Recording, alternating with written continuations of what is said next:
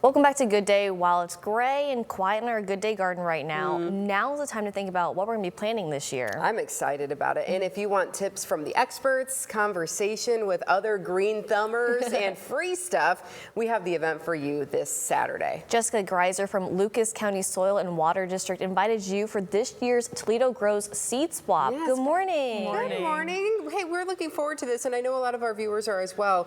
I've heard from many of you out there, they're planning.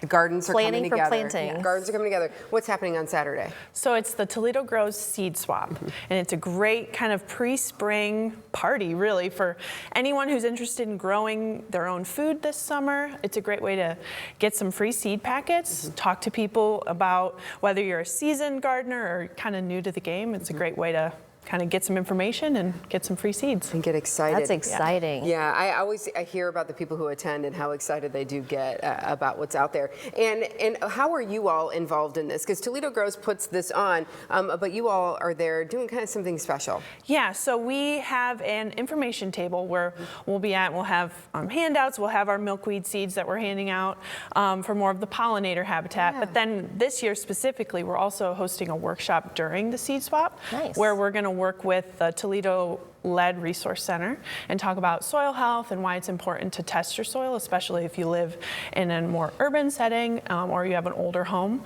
and it's important to know what's in your soil. Oh, okay. Wow. So what, people can like literally test they get information on how to do that, or? Yes, so we're going to talk about basics of soil health, but then also places you can get your soil tested. So through our office, we have a couple different soil test kits, and one of them tests for lead, which is a pretty important thing to know whether you have it in your soil, so before you start growing. So yeah, we'll be talking about that, and also just different things you want to know about your soil before you start growing your food. That's so cool. That's the thing, because I know we've got a lot of like clay areas. I know I've got clay. It is tough to get into that stuff. It's a lot of work. But it's important to know what you're dealing with, because certain things aren't going to grow well. Right, and then it's also good because we'll talk about what you can add to your soil. So it might not necessarily be dealing with contaminants, but also I just don't have very nutritious soil. So adding compost or adding different types of mulch can help you get the garden that you want. So we'll be talking about that too. So for someone who's never been to this event before, walk us through it. What do I need to do? What do I need to bring? What should I expect? Sure. So you get there. It's from noon to 3 on Saturday. It's at Scott High School.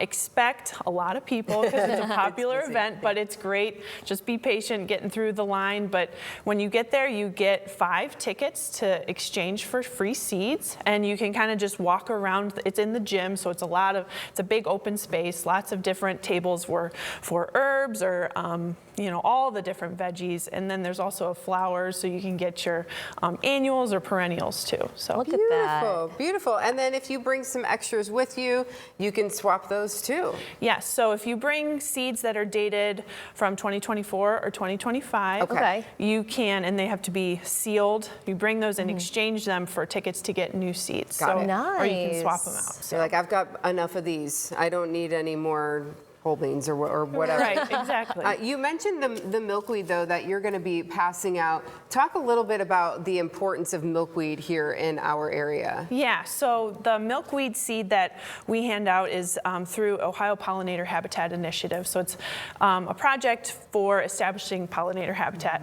And specifically, the monarch butterfly is dependent upon milkweed. Yeah. And so we, promote putting this in your garden. If you have a bare patch that you're just looking for some color and some exciting things to happen, milkweed is a great option, because I tell you, seeing the cycle of a monarch egg all the way to caterpillar, it's just amazing. So that's the packet that we give out. And it's important that we help establish these gardens, these pollinator gardens for them, so that they can thrive, because they are so beautiful when we see them doing their thing through the area when they migrate and they come through. So we're looking forward to it in the Good Day Garden as well. You've helped us with rain barrels in the past, so that came in really handy last year when we were watering our garden. What do you think? Tomatoes, cucumbers, what else are we doing? That's what I was curious, like what's the popular thing that people are talking about for this upcoming season? Oh gosh, I mean, I feel like tomatoes and peppers are always, the thing that we at least get calls about, like how do I be more successful with those two? But I mean, what's really awesome is, thinking about your garden throughout the whole season. So planning for early spring, and then it's called succession gardening. So you can then grow in the heat of the summer, and then you can plant even into the fall, and you can have that harvest throughout the year. So I think that's going to be something really exciting for people to kind of learn about, and because you don't have to just grow in those hot summer days or August and July. So you can have peas, going in the early spring. Maybe even start inside, move some things outside, and we did some fall crops this year too. So